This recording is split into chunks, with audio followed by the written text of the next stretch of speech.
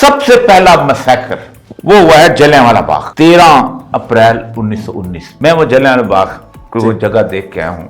اس کے چاروں طرف محلے ہیں، ایک چھوٹی سی گلی ہے جس کے اوپر جنرل ڈائر جو تھا وہ آ کے کھڑا ہو گیا تھا، اور 13 اپریل بیسیکلی ویساکھی کا میلہ تھا۔ ویساکھی کہتے ہیں جس دن گندم کاٹنے کا وقت ہوتا ہے، اس کا وقت ہوتا ہے، جسے کہتے ہیں گولی چلا دی تھی، ہو گیا، گولی چل گئی۔ پاکستان میں ایسا ہو سکتا ہے کہ کوئی جرنیل ڈائر کی طرح گولی چلائے اور پاکستان کی اسمبلی میں اس کے خلاف تقریریں ہوں؟ نہیں ہو سکتا نا۔ چرچل کی تقریر، اس چرچل نے کہا انہوں نے اتنی چھوٹی سی جگہ میں تم نے ان کو گھیر کے مارا۔ چرچل کی تقریر کے بعد تقریریں شروع ہوئی، کمیشن بیٹھا۔